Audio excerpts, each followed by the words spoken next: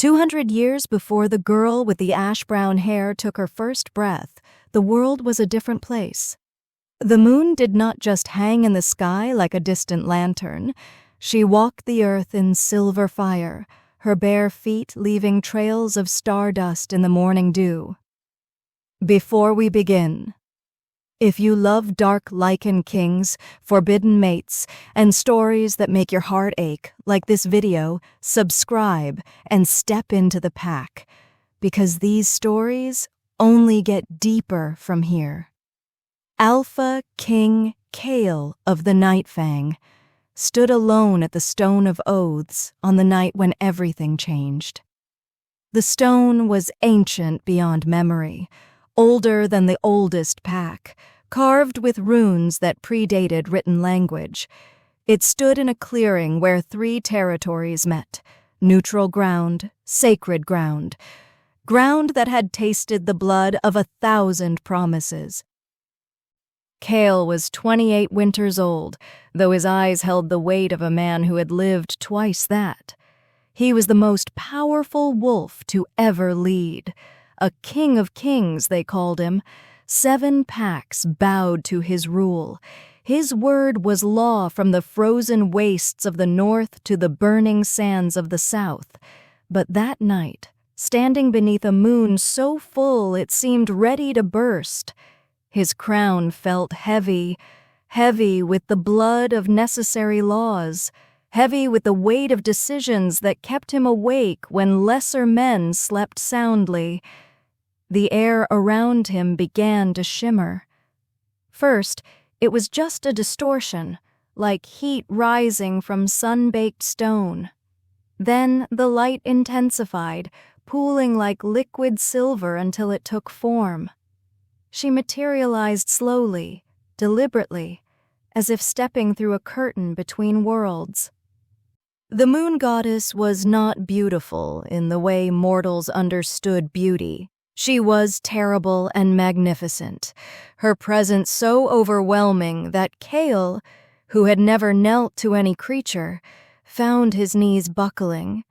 Her form shifted between solid and ethereal, young maiden and ancient crone, fierce warrior and gentle mother. Her eyes were twin moons, luminous and knowing, reflecting every choice he had ever made, every life he had ever taken, every moment of doubt he had ever hidden. Kale, son of Fenris, king of the Nightfang.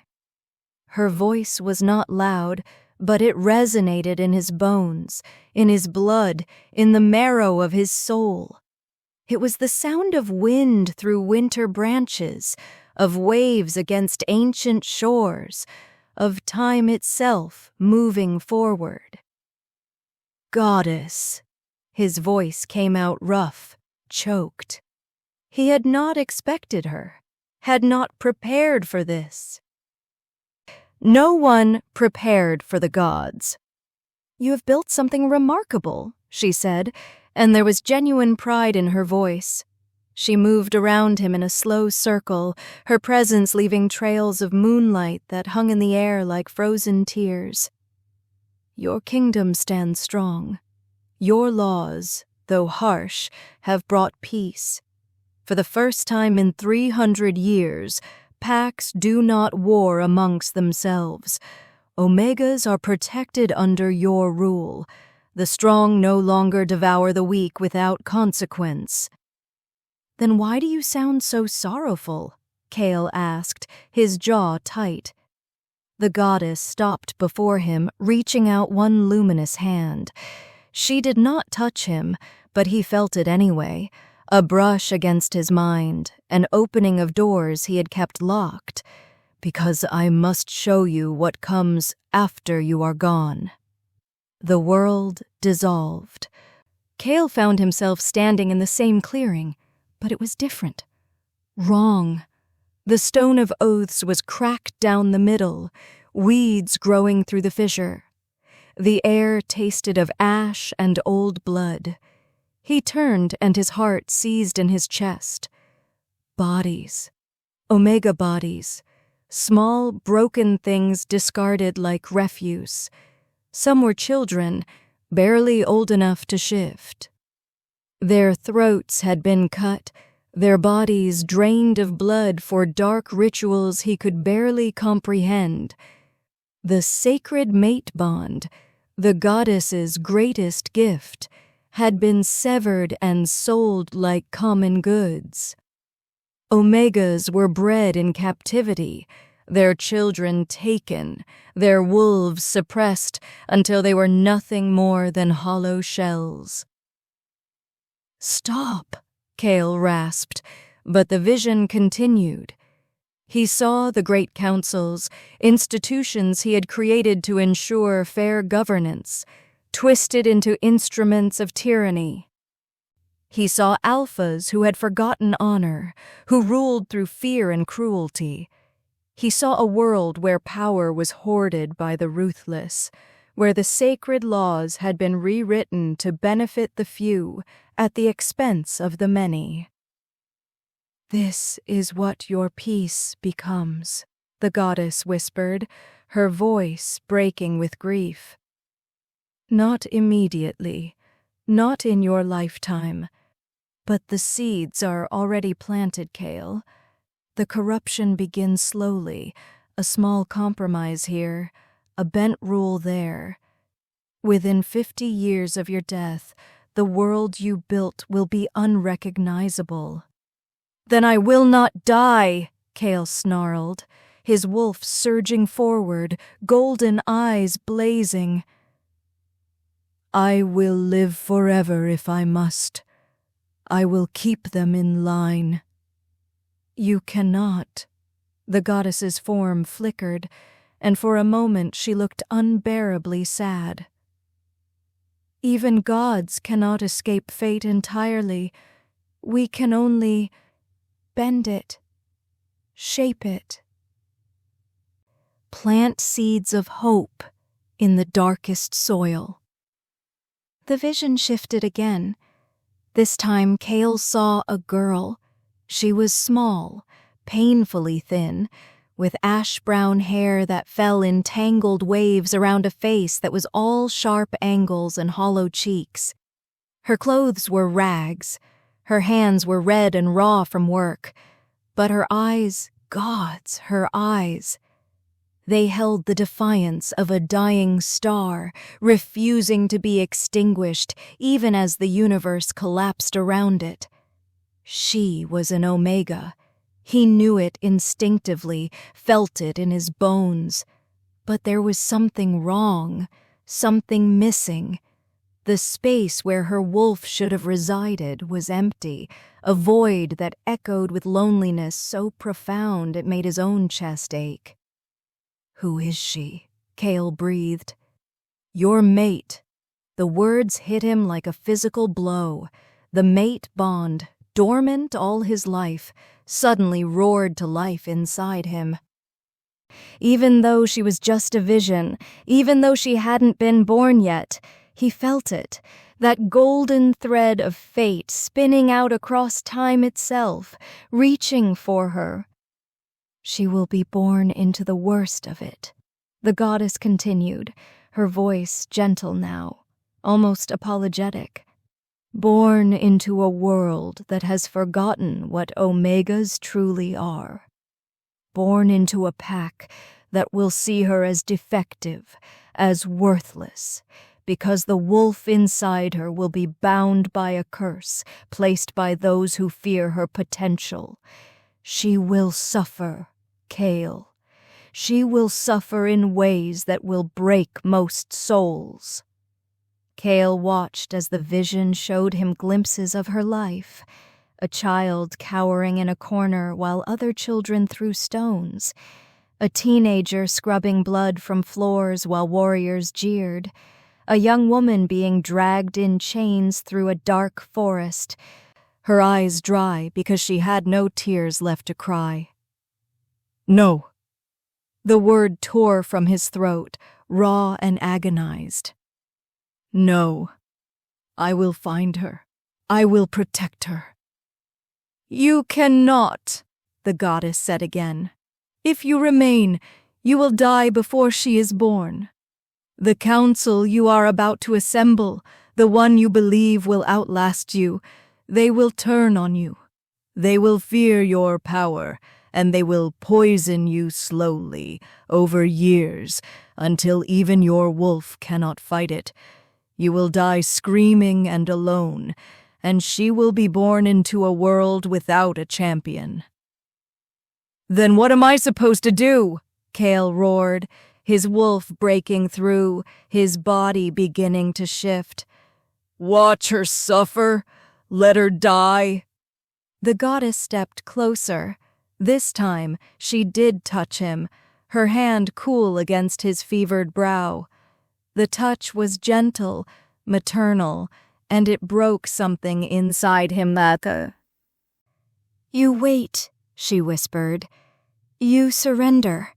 She showed him then the tomb, an ancient prison deep in the Blackwood, built in an age when magic still ran wild and unchecked.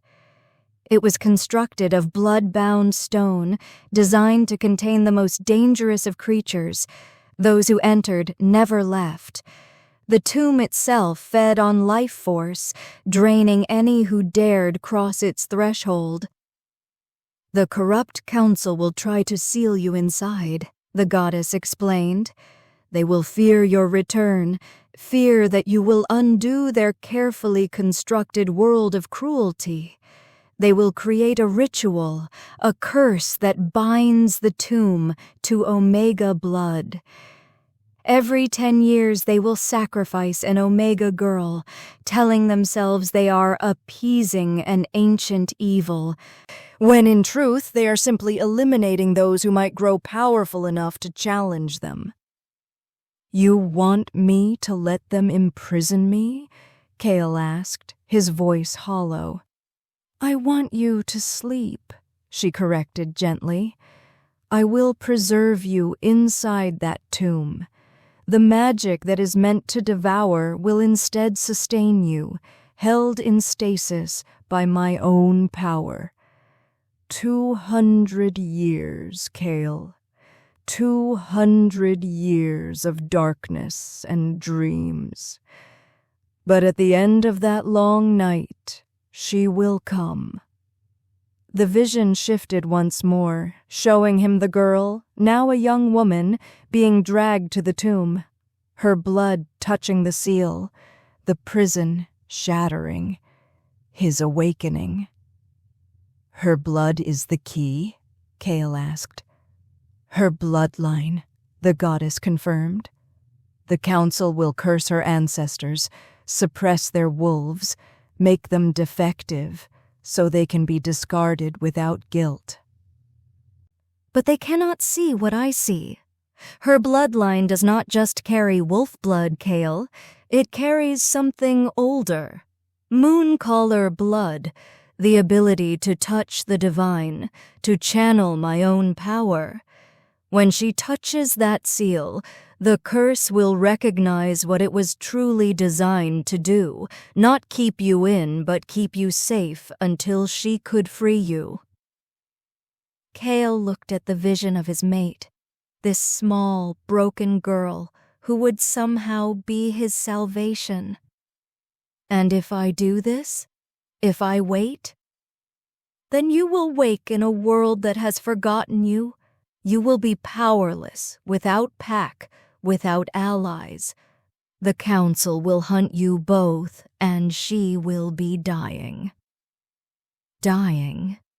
The goddess's expression grew pained. "The mate bond is powerful, Kale, perhaps too powerful. Your wolf has been alpha strong for centuries. Hers has been suppressed since before birth. When the bond snaps into place, it will be like bridging a chasm with a thread. Her human body cannot contain the force of it. She will have 6 moons, 6 months, before her heart gives out under the strain." "6 months to save her," Kale said, understanding dawning. 6 months to break the curse that binds her wolf. 6 months to help her claim her true nature. 6 months to face down the council and everything they have built. It will not be easy, Kale. It may be impossible. But it is the only path where you both survive, where the world might be saved. Kale stood silent for a long moment, the weight of 2 centuries pressing down on him. Everything he had built, his kingdom, his legacy, all of it would crumble. All of it would be twisted into something monstrous. But she would live. Somewhere, somewhen, a girl with ash-brown hair and defiant eyes would draw breath. "What do I need to do?" he asked quietly. The goddess smiled, and it was like the sun rising after an endless night. "Tomorrow, the council will come to you with accusations. They will claim you have been marked by dark magic, that you have become a threat. They will propose sealing you in the tomb for the good of all packs. You will agree. You will go willingly, and you will wait. And when I wake? When you wake, you fight. You remind the world what a true king looks like. You teach her that she was never defective, never broken, never less than. You help her find the wolf they tried to bury. And together," the goddess's eyes gleamed with fierce hope, "together you burn their corrupt world to ash and plant something better in the ruins." Kale nodded slowly. Then he asked the question that had been burning in his throat. "What is her name?" "Elira," the goddess whispered. "Her name is Elira, and she is going to save you just as much as you save her." The vision faded. Kale found himself back in the clearing, alone once more. The moon hung overhead, silent and watchful. He turned to face the stone of oaths and placed his hand upon its cold surface. "I swear it," he said to the empty night, to the goddess, to the girl who wouldn't be born for 200 years. "I will wait. I will endure. And when the time comes, I will tear apart heaven and earth to keep her safe." The stone hummed beneath his palm, accepting his oath. In the distance, a wolf howled, mournful and resigned. The next morning, the council came. Kale met them with a calm smile and did not resist when they bound him in silver. He walked into the tomb with his head held high. His most loyal commander, Danae, refused to leave his side, choosing imprisonment over a world without his king. The door sealed shut with a sound like the world ending. And the darkness began. Chapter 1. The Defective Omega. Elira's first memory was not of love or warmth, but of disappointment. She was 3 years old, small even for her age, with a tangle of ash-brown hair that her mother never bothered to brush. She sat in the corner of the packhouse's great hall during the naming ceremony, watching as children younger than her shifted for the first time. Their wolves emerged in bursts of light and joy, tiny pups tumbling over oversized paws while their parents wept with pride. Elira waited for her turn, waited for the feeling everyone described, that moment when your other half awakened, when you became whole. She waited until the sun set and the celebration ended. She waited until her mother stopped looking at her with hope and started looking at her with something far worse. Pity. "It's all right, little one," her mother had whispered, but her voice was hollow. "Maybe next year." But there was no next year. No moment of awakening. By the time Elira turned 6, the whispers had started. By 8, The whispers had become accusations. By 10, they had become gospel truth. Defective. The word followed her like a shadow, whispered behind hands, shouted by children who knew no better, stated as fact by elders who should have known worse. In the Silvermane pack, worth was measured in the strength of your wolf. No wolf meant no worth. Elira learned early that mercy was a luxury she would never afford. She was 12 the first time her father hit her. She had broken a dish while washing up after the Alpha's feast, her hands clumsy and numb from the cold water. The sound of ceramic shattering had echoed through the kitchen like a death knell. Her father, a man whose name she would later refuse to speak, had backhanded her so hard she saw stars. "Useless!" he had snarled, his wolf glowing behind his eyes. "Can't shift, can't even wash dishes properly.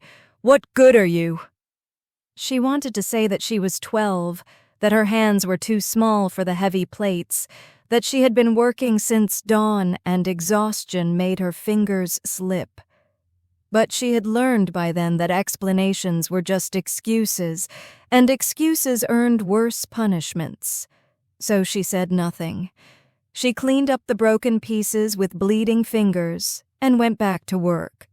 When she turned 16, the age when every wolf's shift should have stabilized, when their power should have settled into their bones, the elders performed the test of the moon. It was a ritual as old as the packs themselves, designed to confirm what everyone already knew. They made her stand in a circle of salt under the full moon. They chanted in the old tongue, calling to the wolf that should have answered. They cut her palm and let her blood drip onto consecrated ground, waiting for the earth to respond to the presence of a wolf's essence. Nothing happened. The silence was deafening. Even the crickets seemed to hold their breath. Elira stood in the center of that salt circle, bleeding and alone, while hundreds of eyes judged her and found her wanting.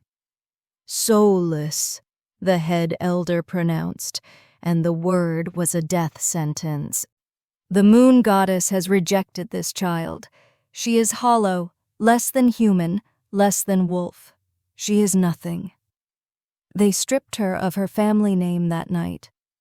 In wolf culture, names carried power, carried legacy, carried belonging. To be nameless was to be no one. Her parents did not protest.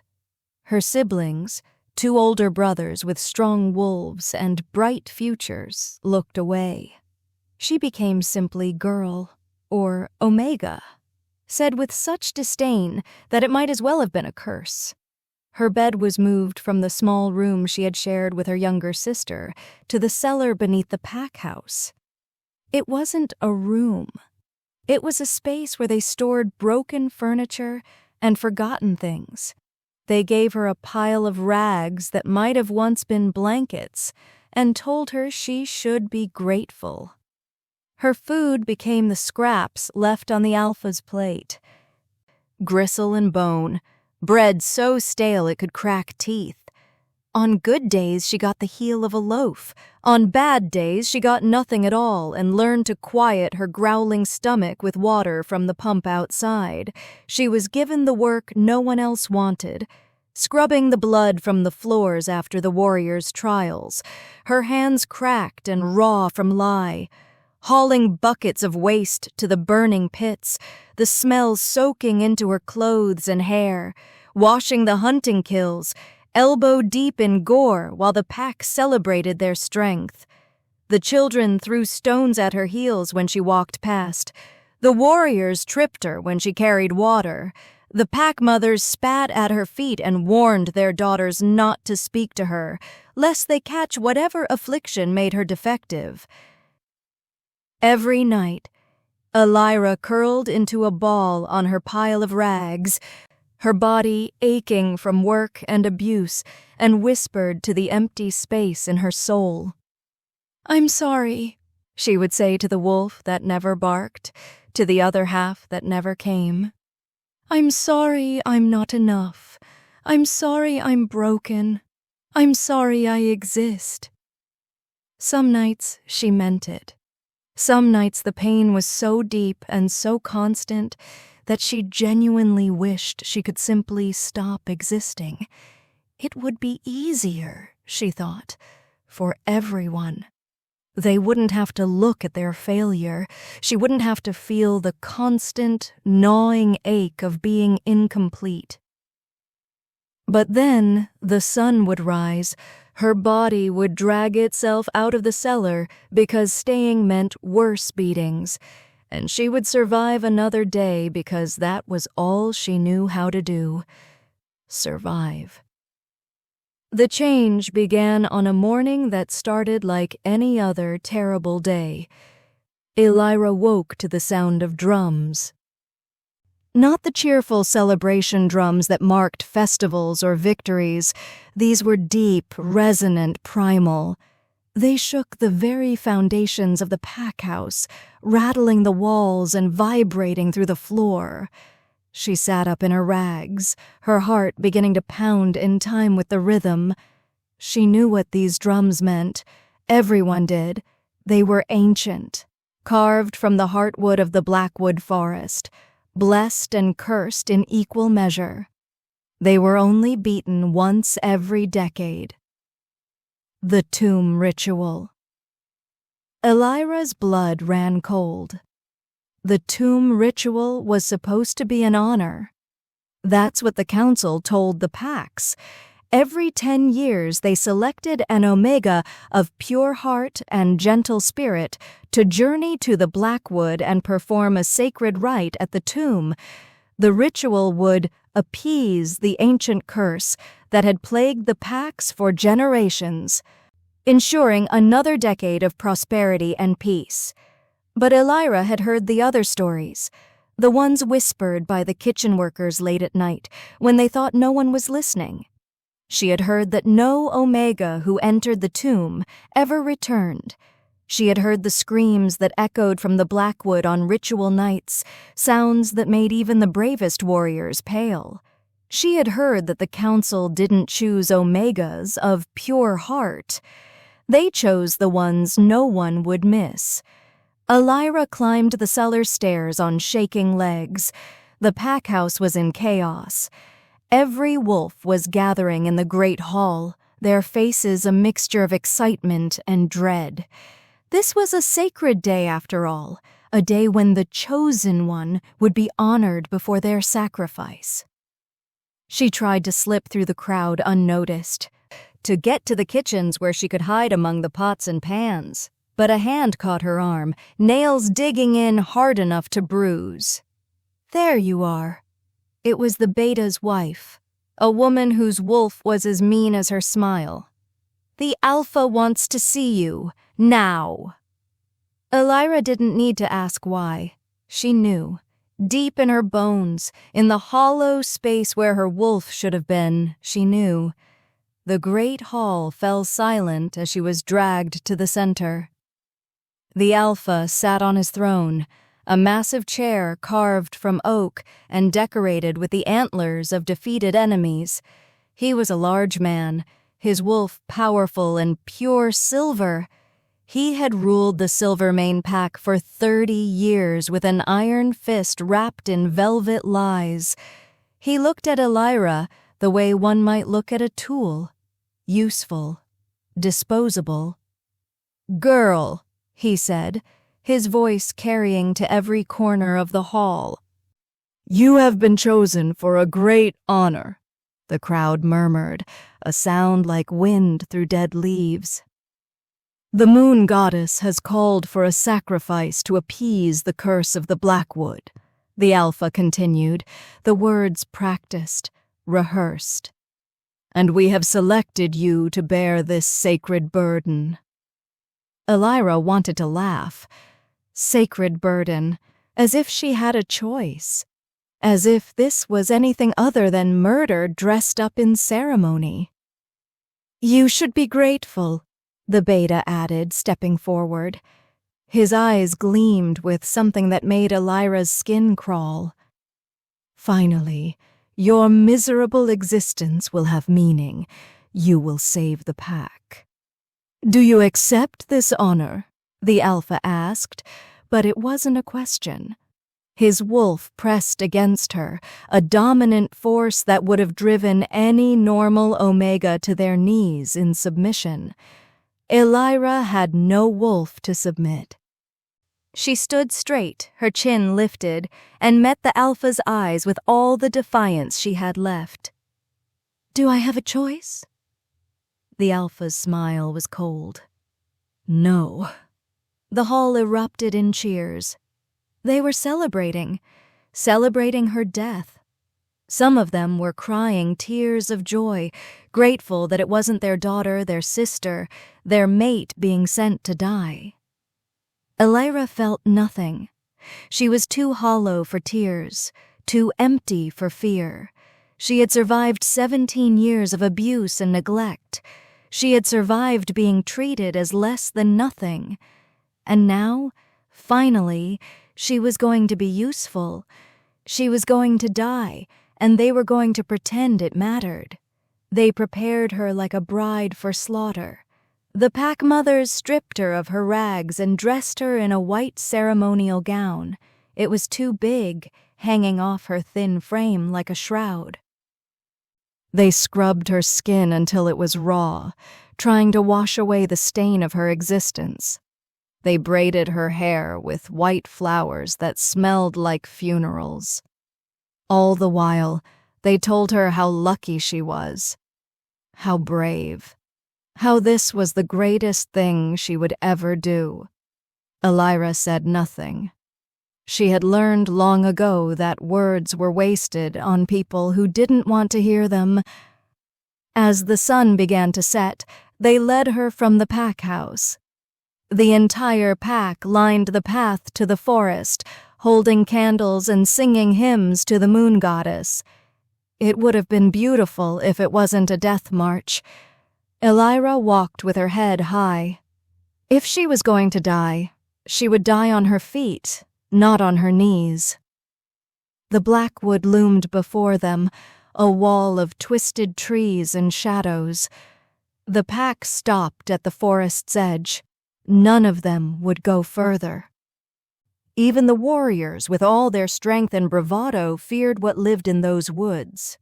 The council elder stepped forward. There were 5 of them, ancient wolves, whose power had kept them alive far beyond their natural years. They reeked of dark magic and older sins. "Come, child," the head elder said, taking Elira's arm in a grip that was far from gentle. "It is time." They walked into the blackwood, and the world changed. Chapter 2: The Tomb That Kills Omegas. The blackwood was not a natural forest.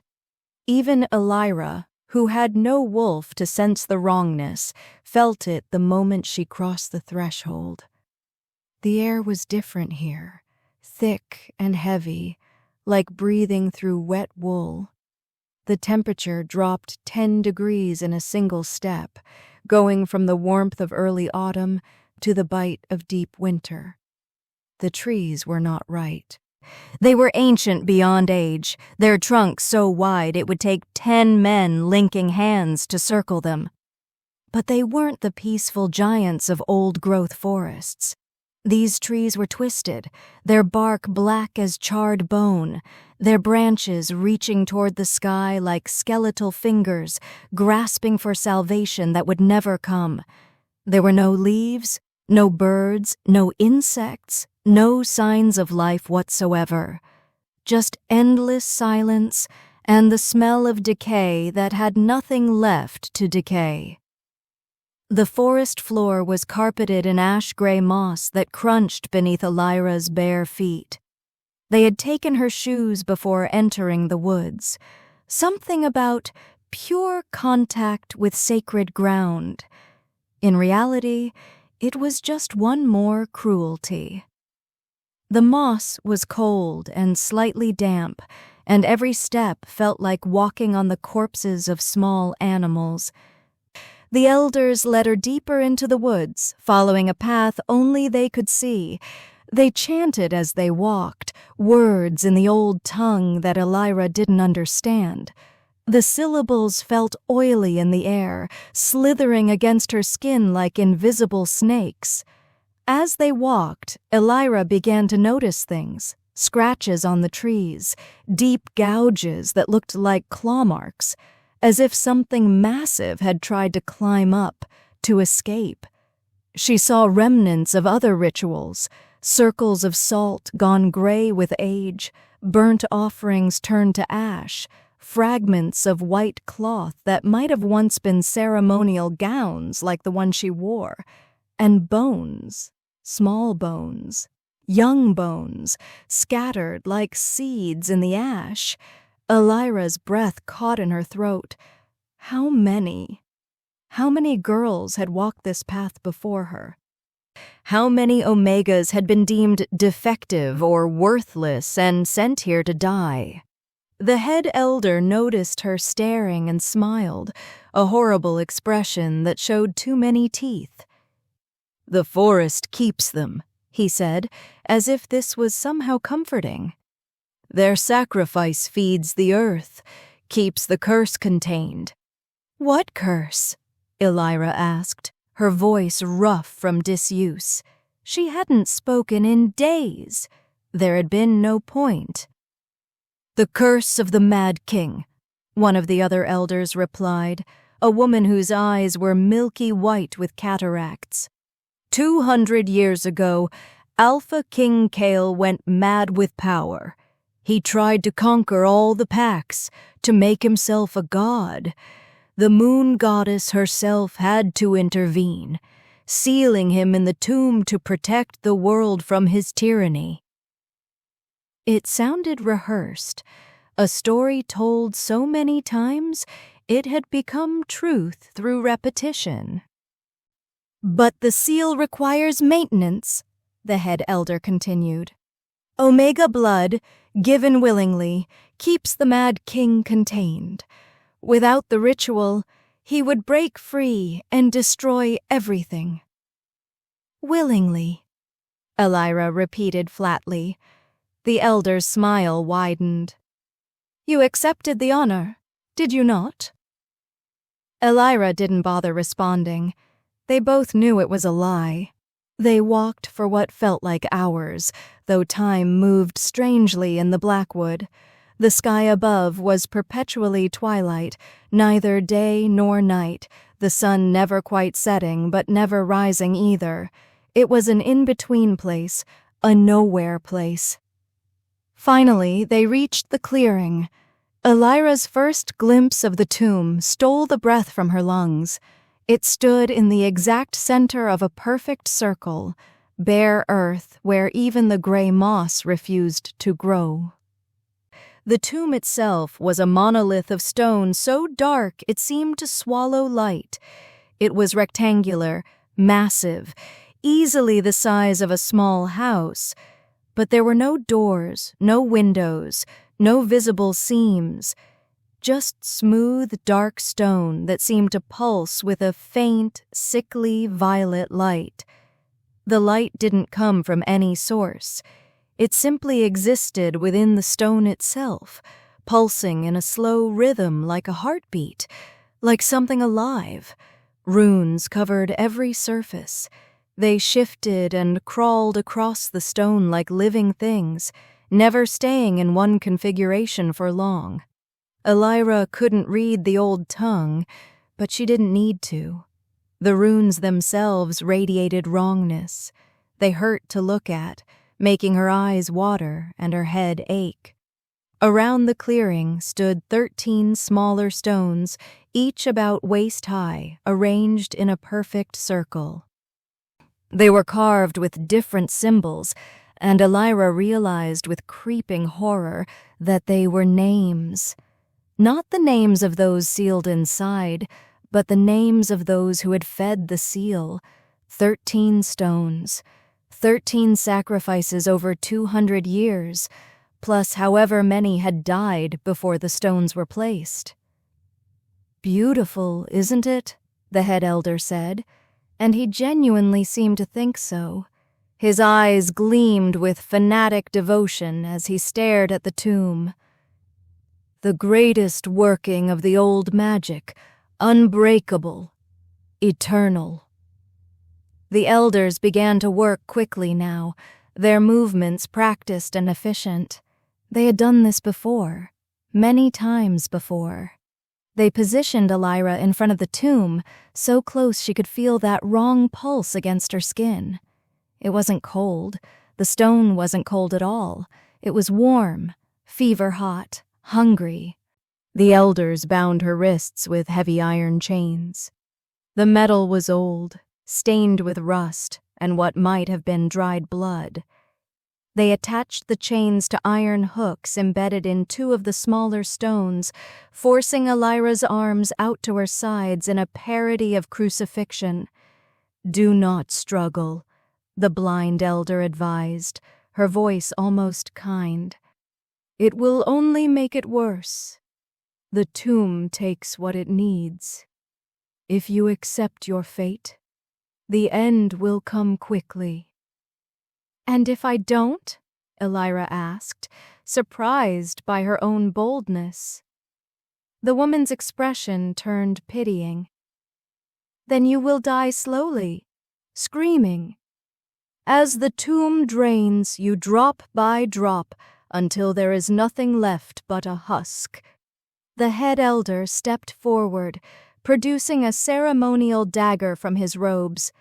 The blade was obsidian, sharp enough to split moonlight, and covered in more of those writhing rune. "It is time," he intoned.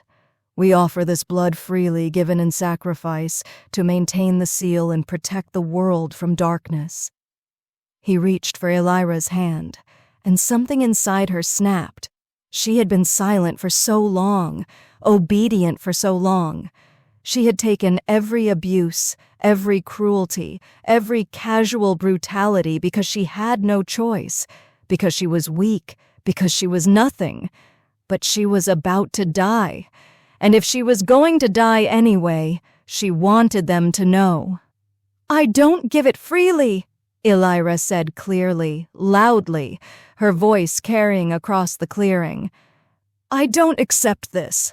I don't consent. You can murder me, but don't dress it up as honor. Don't pretend I'm willing. I am not willing. I am being killed because I am inconvenient, because I am proof that your perfect system is broken." The head elder's face darkened with rage. "You dare!" "I dare," Elira interrupted, and she laughed. It was a broken, bitter sound. "What are you going to do? Kill me?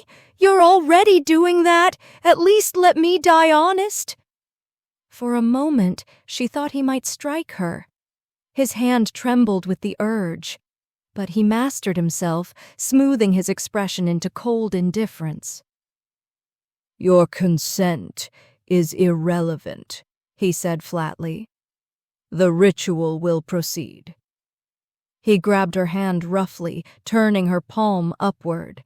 The dagger bit into her skin, a sharp line of fire across the center of her palm. Blood welled up, dark and red and alive. The head elder squeezed her hand, forcing the blood to drip faster. The drops fell onto the bare earth, then rolled across the ground as if pulled by invisible threads. They moved toward the tomb, soaking into the cracks between earth and stone. For a heartbeat, nothing happened. Then the world screamed. It wasn't a sound. Not exactly. It was a feeling, a pressure, a wrongness so profound that it made Elira's bones ache and her teeth hurt. The air itself seemed to vibrate, reality bending around the edges of her vision. The violet light in the tomb intensified, pulsing faster now, excited, The runes began to glow, burning with sick purple fire. The ground beneath Elira's feet started to tremble. "Yes," the head elder breathed, his eyes wide with fanatic joy. "Yes, it's working. The seal is accepting the offering." But something was wrong. Elira could feel it, even if the elders couldn't. The trembling wasn't settling. It was building, growing stronger with each pulse of violet light.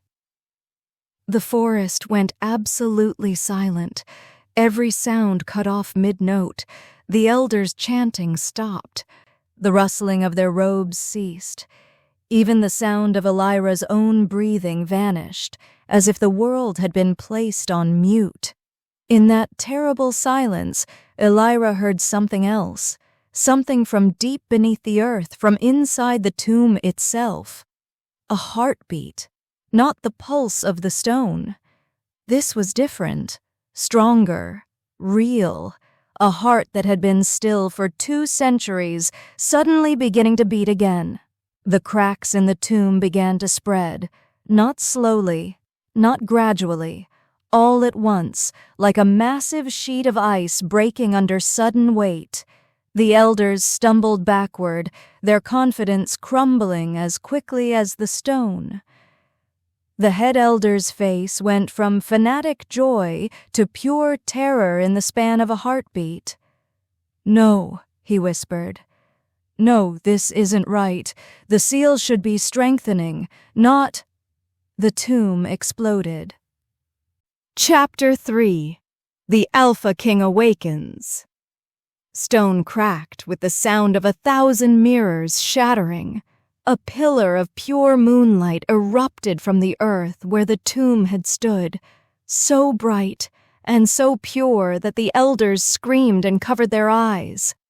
The force of it threw them backward, their bodies slamming into the trees at the clearing's edge.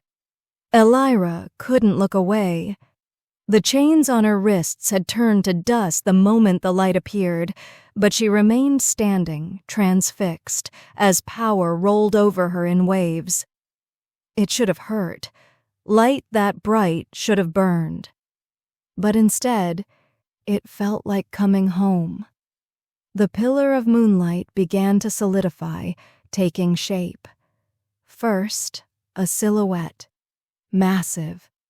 Male. Then details emerged. Broad shoulders, a powerful frame, long hair whipping in a wind that existed only around him. When the light finally faded, he stood there. Kale! Elira knew his name before he spoke it, knew it in the same way she knew her own heartbeat. It was written in her bones, carved into her soul, part of her from the moment her blood had touched the seal. He was a titan of a man, easily 6.5 feet tall, his frame built of solid muscle earned through centuries of battle. His skin was bronzed, sun-kissed despite 200 years in darkness, and covered in scars that told stories of 1,000 fights. They weren't disfiguring. They were proof of survival, of strength, of a will that refused to break. His hair was a wild mane of black that fell past his shoulders, shot through with silver streaks that caught the moonlight. His face was all hard angles and sharp planes, a jaw that could have been carved from granite, cheekbones that cast shadows, and a mouth that looked like it had forgotten how to smile. But his eyes, God's his eyes. They were molten gold, burning with a fire that had been suppressed for 200 years. They held rage and grief and loneliness and hope all at once. They held the weight of a king who had sacrificed everything and the desperate hunger of a man who had been isolated from the world for longer than most mortals lived. Those golden eyes swept across the clearing, taking in the elders cowering against the trees, the 13 stones marking 13 murders, the bones scattered in the ash. His expression darkened with each detail, fury building like a storm about to break. Then his gaze landed on Elira. The world stopped. Elira felt it the moment their eyes met. A golden thread of light, invisible to the naked eye but searing to the soul, snapping into place between them.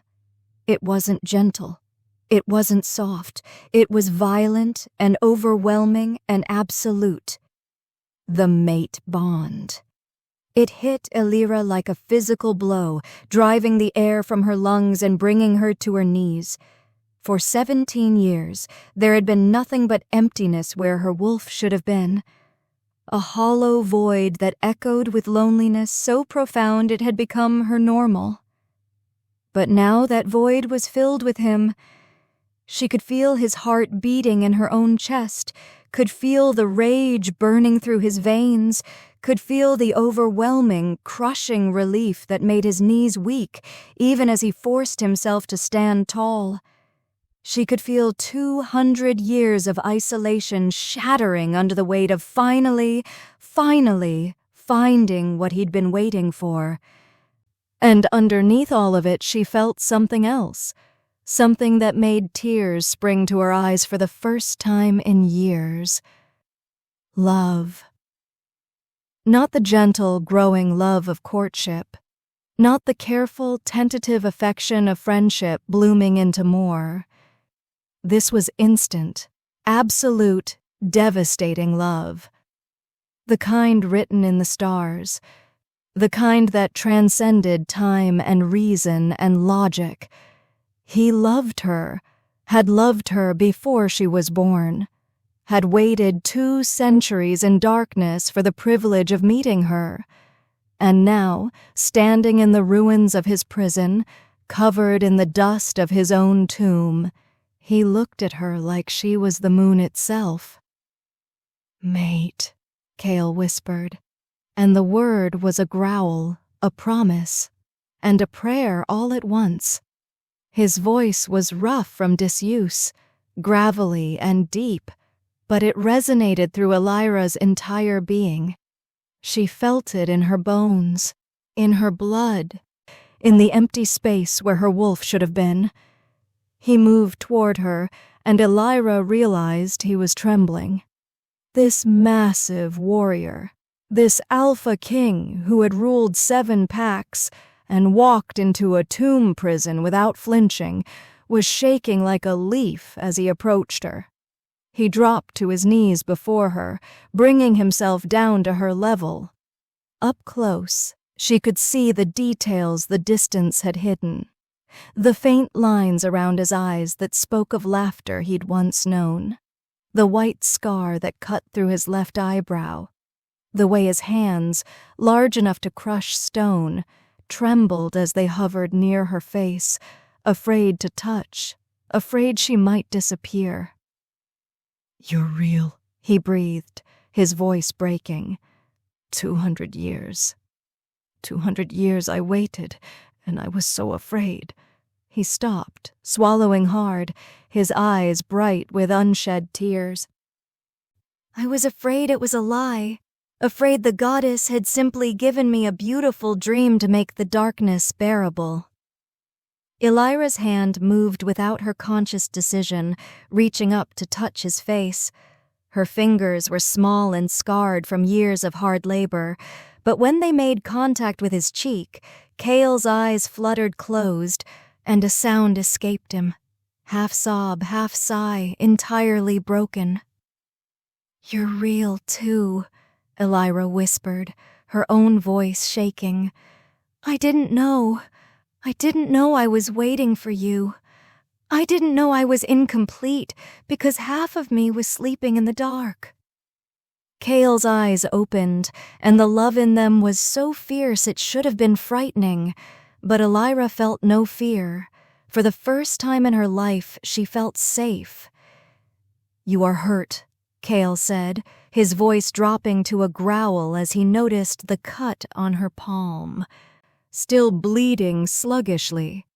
His nostrils flared as he scented the blood, and his eyes flickered with golden light, his wolf rising to the surface, enraged that their mate had been injured. Before Elira could respond, Cale took her hand in his, cradling it like it was made of glass. He brought her palm to his lips and pressed a kiss to the wound, his eyes never leaving hers, the cut sealed instantly, not just healed, erased as if it had never been. Elira stared at her unmarked palm in shock. "How?" "The mate bond," Cale explained softly. "My wolf recognizes you as ours. Your pain is our pain. Your wounds are ours to heal." His expression darkened. "And those who hurt you are ours to destroy." He rose to his feet in one fluid movement, pulling Elira up with him. She should have stumbled. Her legs were weak from kneeling, her body exhausted from days of preparation and abuse. But Cale's arm wrapped around her waist, holding her steady, and she realized she could lean on him. After 17 years of standing alone, she could finally lean on someone. Cale turned to face the elders, and the temperature in the clearing dropped 20 degrees. His power rolled off him in waves, pressing down on everything and everyone. The elders, who had been trying to crawl away, froze in place, held by the sheer force of an Alpha King's will. "You," Cale said, his voice quiet but carrying the promise of violence, "have made a grave mistake." The head elder, his face pale and covered in sweat, tried to speak. You're the Mad King, the cursed one. We were protecting." "Protecting?" Cale's laugh was vicious. "Is that what you call this? This graveyard of children? This ritual built on lies and murder?" He gestured to the clearing, to the bones, to the 13 stones. How many Omegas have you sent here to die? How many innocent lives have you sacrificed to maintain your power?" "It was necessary," the head elder shouted, some of his fanatic conviction returning. The seal required nothing." A new voice interrupted, deep and resonant. From the ruins of the tomb, a second figure emerged. He was almost as tall as Cale, built like a warrior, with silver-gray hair pulled back in a long braid and eyes the color of steel. He moved with the efficient grace of a lifetime soldier, and when he saw Cale, he immediately dropped to one knee. "My king," the man said, his voice rough with emotion. "It's good to breathe free air again." "Dien," Cale acknowledged, warmth entering his voice for the first time. "Rise, old friend. We have work to do." Dene stood, his sharp eyes taking in the clearing. When his gaze landed on Elira, still held in Cale's protective embrace, understanding dawned in his expression. He bowed deeply to her. "My lady," he said with genuine respect, "the king has spoken of you for 200 years. It is an honor to finally meet the one who freed us." Elira didn't know how to respond to that. She'd never been shown respect in her life. I didn't mean to. I didn't know." "You did exactly what you were meant to do," Dene assured her. Then he turned to the elders, his expression hardening. "And they knew. They've always known." He moved to the tomb's ruins and pulled out a stone tablet, its surface covered in ancient writing. "The ritual wasn't designed to maintain a seal, my king. It was designed to kill her, to kill your mate before she could free you." Cale's growl shook the trees. "Explain." Don's face was grim as he read from the tablet. "The council that sealed you knew about the prophecy. The moon goddess herself warned them. A girl would come, descended from the moon-caller bloodline, whose blood would break the seal. So they created a curse. Every Omega born of that bloodline would have their wolf suppressed, bound, made defective, so they could be discarded without question. He looked at Elira, his expression softening. "You should have been killed at birth, my lady. But something in you survived, some spark of defiance that refused to be extinguished. So they waited, bided their time, until they could send you here under the guise of ritual and... They thought the tomb's magic would consume you before your blood could break the seal. But they didn't account for one thing," Kale said, pulling Elira closer. "The goddess's protection. My mate was never meant to die here. She was meant to free me." The head elder laughed, a desperate, broken sound. "Free you? You think this is freedom? Look at yourself, Kale. You're powerless. Your pack is dead. Your kingdom is dust. You're just a relic from a forgotten age. And she..." He pointed a shaking finger at Elira. "She's dying." Elira felt Kale stiffen. "What?" The elder's smile was cruel even in defeat. "The mate bond, you fool. Your wolf has been alpha strong for centuries. Hers doesn't exist. The bond is trying to bridge a chasm with a thread. Can't you feel it? Can't you feel how it's burning her from the inside out?" Kale's head snapped down to look at Elira, his golden eyes wide with horror. And now that it had been pointed out, Elira could feel it too, a heat building in her chest, black veins beginning to creep up her neck, visible against her pale skin. The bond was too strong, too powerful. It was trying to connect two souls that were fundamentally incompatible, an alpha king and a wolf-less Omega, and it was tearing her apart. "How long?" Kale demanded, his voice barely controlled. 6 moons, the elder said, his smile widening. 6 months until her heart gives out, and when she dies you'll go mad. The bond will break, and you'll become the monster we always said you were. Either way, you lose." For a moment, Elira thought Kale might kill him. The rage in his eyes was biblical, world-ending. But instead, he turned away, dismissing the elders as if they were beneath his notice. "Dieni," Kale said quietly. "Gather what supplies we can from the tomb's ruins. We leave immediately." "Where are we going, my king?" Kale looked down at Elira, and despite the fear and anger, his expression softened.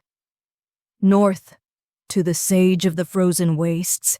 If anyone can break this curse and save my mate, it's her." He swept Elira into his arms as if she weighed nothing, cradling her against his chest. She should have protested, should have insisted she could walk, but the warmth of his embrace, the steady beat of his heart against her ear, the overwhelming rightness of being held by him, it was too much to resist. "I will not lose you," Kale whispered against her hair.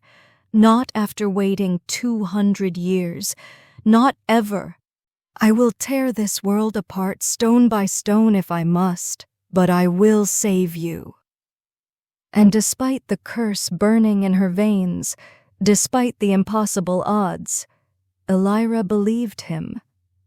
Behind them, the elders scrambled to their feet and ran, fleeing back toward the pack. They would spread word of the Mad King's return. They would rally forces against him. They would do everything in their power to ensure Kale and Elira never reached the north. But as Kale carried his mate into the twisted forest, Deng following silently behind, none of that mattered. The hunt had begun.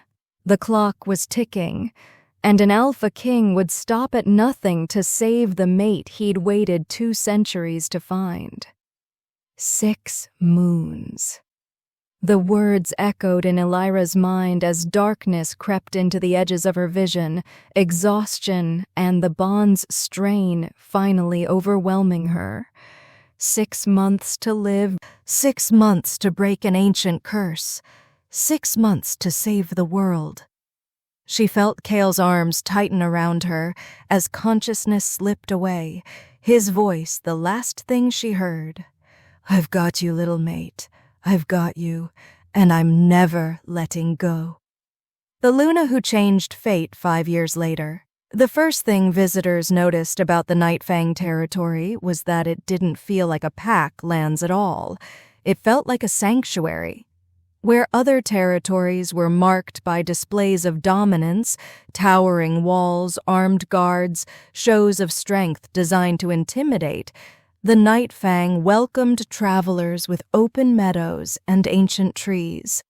The borders were guarded, yes, but the wolves who patrolled them smiled more often than they snarled. The pack house itself was a marvel. Built from white stone, quarried from the northern mountains, it sprawled across a gentle hillside like a sleeping giant.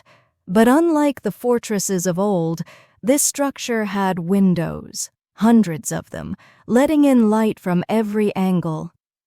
Gardens grew on the terraces, wild and beautiful, tended by those who found peace in nurturing growing things. In the great hall, where once there might have been a throne raised high above the common pack members, there was simply a large table, circular, no head, no hierarchy, places for 50 to sit and break bread together. It was at this table that Elira sat on a morning that marked exactly 5 years since she had opened the tomb. She had changed in those years, not just physically, though motherhood and peace had filled out the sharp angles of starvation, giving her curves and strength she'd never known. The change was deeper than that. It lived in the way she held herself, not with the cowering hunch of an abused Omega, but with the quiet confidence of a woman who had walked through the moon realm and returned with her soul intact. Her ash-brown hair, once tangled and matted, now fell in soft waves down her back, woven through with small braids decorated with silver charms, gifts from pack members who had come to love their Luna. Her eyes, those gray eyes that had once held only emptiness and defiance, now sparkled with contentment and mischief in equal measure. But the most striking change was the light that seemed to emanate from her skin. It was subtle, barely noticeable in bright daylight, but in the evenings she glowed with a soft silver luminescence, the mark of a moon caller who had fully come into her power. Across from her sat Cale, and if Elira had changed, he had been transformed. The hard edges of the warrior king had softened. Oh, he was still massive, still powerful, still capable of commanding a room with a single look. But the rage that had burned in his golden eyes on that first night had been replaced with something warmer. Contentment. Joy. Love so deep it was visible in every glance he sent his mate's way. He was teaching their daughter to shift. Little Celine, just turned 3 years old, sat in her father's lap, her face scrunched up in concentration. She was a perfect blend of both parents, Cale's black hair and golden eyes, Elira's delicate features and stubborn chin, and she had inherited power from both bloodlines in equal measure. "Remember," Cale said gently, his massive hand resting on Celine's small back. "Don't force it. Your wolf wants to come out and play. Just let her." Celine's nose wrinkled. But what if I'm defective like Mama was? The word hung in the air for a moment. Defective. It no longer carried the sting it once had. Elira had reclaimed it, rewritten it, turned it from a slur into a badge of honor. Your mama was never defective, Cale corrected softly but firmly. She was powerful in a way the world had forgotten how to recognize. Just like you are. That's right, little moon, Elira added, reaching across the table to brush a strand of hair from her daughter's face. Being different doesn't mean being broken. It means being remarkable. Celine's expression cleared, and she tried again. This time, silver light began to shimmer around her small form. A moment later, a tiny wolf pup, white as fresh snow with eyes that glowed like molten gold, tumbled onto the table. Cale laughed, the sound rich and warm. There she is. Well done, little one. The pup yipped proudly, then proceeded to attack her father's beard, tiny teeth pulling at the strands. Elira couldn't help but laugh at the sight of the fearsome Alpha King, who had once ruled 7 packs with an iron fist, being thoroughly defeated by a 3-pound ball of fur. She gets her viciousness from you, Cale said, trying to untangle the pup from his hair. She gets her dramatic flair from you, Elira countered. Everything is a production. Their easy banter was interrupted by a knock at the door. Deanie entered, his silver hair now worn short, his face marked with new scars from the battles they'd fought to reclaim the Nightfang territory. But he was smiling, something he did more often these days. My king, my lady, he said with a slight bow. The delegation from the Silvermane pack has arrived. The temperature in the room dropped several degrees. Elira felt Cale's power rise instinctively, his wolf responding to a threat to their peace. Should I tell them to leave? Donnie asked, his hand moving subtly toward the blade at his hip. Elira took a deep breath, centering herself. 5 years ago, the mention of her birth pack would have sent her into a spiral of pain and fear. But she had walked through worse than her past. She had faced the darkness in the moon realm and emerged victorious. She could face this. No, she said calmly. Let them in. Cale's head snapped toward her. Elira, I'm not that scared girl anymore, she interrupted gently, reaching for his hand. The moment their fingers intertwined, the mate bond hummed between them, fully sealed and stronger than ever. And I think it's time they saw what they threw away.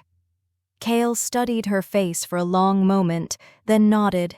He shifted Celine, still in wolf form, into Elira's arms. If they show even a hint of disrespect, you'll be very intimidating and kingly, yes, I know, Elira finished with a small smile. But let me handle this first. The delegation was led into the great hall, and Elira had to suppress a laugh at their expressions. They looked like they'd walked into a dream and weren't sure if they should wake up or lean into it. There were 5 of them. The current alpha of Silvermane, a man named Garrett who had taken over after Elira's former alpha had been killed in the Council Wars, his beta, a nervous-looking woman named Iris, and 3 others who made Elira's breath catch in her throat, her father, her mother, and her youngest brother, Marcus. They looked older, smaller. Her father, who had loomed so large in her memories, seemed diminished somehow. His wolf, once so powerful and intimidating, felt muted in the presence of true power. Her mother looked tired, worn down by years of living with choices she couldn't take back. But Marcus looked broken. There was a scar across his face that hadn't been there 5 years ago, and his left arm hung at an odd angle, as if it had been broken and healed incorrectly. He couldn't meet her eyes. "Luna Elira," Alpha Garrett said, bowing deeply. "Thank you for agreeing to see us. We come seeking an alliance with the Nightfang Pack." "An alliance?" Kale said, his voice dangerously soft. "The same pack that sent my mate to die in a tomb wants to be allies?" Garrett paled but held his ground. "That was the previous administration. I was only a warrior then. I didn't participate in—" He stopped, swallowing hard. "I'm not here to make excuses. What was done to your mate was unforgivable. I'm here to ensure it never happens again." "How noble," Kale said dryly. Elira squeezed his hand gently, then stood, still cradling Celine in her arms. The pup had shifted back to human form and was watching the strangers with curious golden eyes. "You want an alliance," Elira said calmly. "Why?" "Because the council is rebuilding," Garrett admitted. "The war broke their power, but they're regrouping in the southern territories. They're spreading the same lies about Omegas, the same toxic hierarchy, and they're specifically targeting packs that have adopted your reforms." He glanced at Kale. "They call you the Mad King who corrupted the natural order by elevating the weak." "The weak," Elira repeated, and power rippled through her voice, not aggressive, but undeniable. The silver light beneath her skin brightened, and for a moment she looked like the moon goddess herself. "Is that what you think Omegas are? Weak?" "No," Garrett said quickly. "Gods, no. That's why I'm here. Since adopting your model, protecting Omegas, giving them positions of authority, listening to their insights, our pack has thrived. But the Council is threatening war if we don't return to the old ways. We need allies. We need your strength." Elira looked at the delegation, her gaze finally settling on her family. They stood at the back, heads bowed, not daring to speak. "And what about them?" Elira asked, nodding toward her parents. "Why did you bring them?" Garrett looked uncomfortable. "They asked to come. Begged, actually. They wanted a chance to apologize," her mother interrupted, her voice breaking. She fell to her knees, tears streaming down her face. "Elira, please. I know we don't deserve your forgiveness. I know what we did was monstrous, but please let me say it. I'm sorry. I'm so, so sorry." Her father knelt as well, his pride finally broken. "We were fools, cowards. We listened to the council, to the elders, to everyone except our own hearts. We told ourselves we were doing what was necessary, what was best for the pack. But we were just afraid of being cast out, afraid of losing our status, so we sacrificed our own daughter." "You sacrificed her to a tomb designed to kill her," Kale snarled, his wolf flashing in his eyes. Celine whimpered and buried her face in Elira's neck, frightened by her father's rage. Elira gently stroked Celine's back, soothing her before speaking. "Do you know what it was like?" she asked her parents quietly. "Being defective in a world that valued only strength? Being nameless in a culture where names are power? Sleeping in a cellar and eating scraps and wondering every single day why I was allowed to live at all?" Her mother sobbed openly now. "Elira!" I dreamed about you coming to save me, Elira continued, her voice steady despite the tears now sliding down her own cheeks. Every night in that cellar, I imagined you would realize you'd made a mistake, that you would come down those stairs and tell me you loved me, that I was your daughter no matter what. But you never came. I know, her father whispered, his face crumpling. Gods, Elira, I know, and I'll carry that shame to my grave, but please, his voice broke, please tell me there's a chance someday that you might forgive us. Not now, maybe not for years, but someday. Elira looked at them for a long moment. 5 years ago, standing in these same circumstances, she would have turned them away, would have let her rage and hurt speak for her. But she had learned something in the moon realm, something the goddess herself had whispered to her. Forgiveness is not about excusing the past. It's about freeing yourself from it. I'm not ready to forgive you yet, Elira said honestly. The wounds are too deep and they're still healing, but, she took a breath, I'm not ready to close the door entirely either. Perhaps in time we can find a way forward, not as we were. That family is dead and gone, but as something new. Her mother's face crumpled with relief and renewed grief. Thank you. Elira, thank you. That's more than we deserve. Elira turned to Marcus, who had been silent throughout. What happened to you? Marcus finally looked up, and the pain in his eyes was raw. I tried to stop them. The night they took you to the forest, I tried to fight the elders, tried to break you free. He gestured to his scarred face and broken arm. They made sure I understood the consequences of defying the council. Something in Elira's chest softened. Marcus had been 15 when she was taken. Just a child himself, caught in a system designed to crush compassion. You tried, she said softly. That's more than most did. Marcus bowed his head. It wasn't enough. I should have tried harder. Should have? You were a child, Elira interrupted. And the system was designed so that even trying would destroy you. I don't blame you, Marcus. I never did. Her brother's shoulders shook with silent sobs. Cale had been watching this exchange with careful eyes, his protective instincts warring with his respect for Elira's agency. Finally he spoke. The Alliance, he said to Alpha Garrett.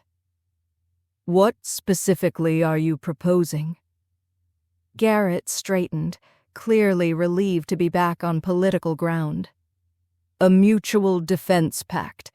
If the Council attacks either of our packs, the other comes to our aid. Additionally, we'd like to send some of our Omegas here for training, to learn how to access their gifts, to understand they're not weak or defective. In exchange for? Cale prompted. We have resources you lack. Access to the southern trade routes, connections with neutral packs who are fence-sitting, waiting to see which way the wind blows, and... Garrett hesitated. Information. We have a spy in the Council's inner circle, someone who can tell us their plans before they strike. Cale looked at Elira, raising an eyebrow. The decision was as much hers as his. After a moment, she nodded. We agree to the alliance, Cale said. On one condition. Any Omega who comes to our territory for training has the right to stay if they choose. We will not send anyone back to a situation where they're unsafe. Agreed, Garrett said immediately. And one more thing, Elira added, shifting Celine to her hip. The Council's lies stop here. Every pack in this alliance will publicly affirm that Omegas are not weak, not defective, not lesser. We're different, special, essential, and we will be treated as such. Absolutely, Garrett agreed. We'll start immediately. As the delegation prepared to leave, Elira's mother approached one more time. May I? She hesitated. May I meet my granddaughter? Just for a moment? Elira tensed, every instinct screaming to protect Celine from anyone who might hurt her the way Elira had been hurt. But when she looked down at her daughter, Celine was watching her grandmother with curious eyes. What do you think, little moon? Elira asked softly. Do you want to say hello? Celine studied her grandmother for a long moment with the serious expression of a child who understood more than she should. Then she surprised everyone by reaching out her small hands toward the woman who had failed her mother so completely. Hi, Gamma, Celine said in her high, sweet voice. I'm Celine. I can shift into a wolf. Wanna see? Elira's mother burst into tears again, but this time they were tears of wonder and grief and gratitude all mixed together. I would love to see, sweetheart. Celine shifted in a shimmer of silver light, and the tiny white wolf bounded over to her grandmother, yipping excitedly. Elira watched carefully, ready to intervene if needed. But her mother simply knelt down and let the pup sniff her hand, not trying to touch, just letting Celine take the lead. She's beautiful, her mother whispered, looking up at Elira. Just like you. She's strong, Elira corrected. Like her father, and she's kind, like the pack that raised her to know she was loved. The message was clear. Celine had grown up in a world Elira had never known, a world where she was cherished, protected, celebrated for exactly who she was, and that had made all the difference. After the delegation left, Kale pulled Elira into his arms, pressing a kiss to her temple. Are you all right? I think so, Elira said honestly. She leaned into his embrace, drawing strength from the mate bond that thrummed between them. It still hurts. Maybe it always will, but it doesn't control me anymore. You are the strongest person I have ever known, Kale murmured against her hair. And I have known warriors and kings and gods. None of them come close to you. Elira pulled back to look at him, seeing the absolute truth in his golden eyes. We're strong together. That's what the moon goddess tried to tell you all those years ago. Alone, separated by time and circumstance, we would have failed. But together we changed the world, Kale finished. They walked out onto the terrace that overlooked their territory. In the 5 years since they'd reclaimed the Nightfang lands, so much had changed. Where once there had been a hierarchy built on dominance and fear, there was now a community built on mutual respect and love. Omega children played in the streets without fear, their laughter bright and free. Healers worked openly, using the gifts that had once been suppressed or ignored. Teachers educated the next generation not on how to dominate, but on how to live in harmony with all members of the pack. And in the center of the territory stood a memorial. 13 white stones, each carved with the name of an Omega who had died in the tomb ritual. Elira had insisted on it. Their deaths would not be forgotten, would not be swept under the rug as necessary sacrifices. They would be remembered as victims of a corrupt system, and their names would stand as a reminder of what must never happen again. Every full moon, Elira went to that memorial and lit candles. She spoke their names aloud, giving them the honor in death they had been denied in life. And she made them a promise. Your deaths meant something. You helped bring down the system that killed you. And because of you, no other Omega will die that way. I swear it. Celine, who had shifted back to human form, tugged on Elira's dress. Mama, tell the story again? About how you saved Papa? Elira laughed, picking up her "to be continued watch out for part 2. If this story made you feel the growl, if you felt the claim, the love, the danger, like the video, subscribe and join the pack, because the next Lycan King is already watching.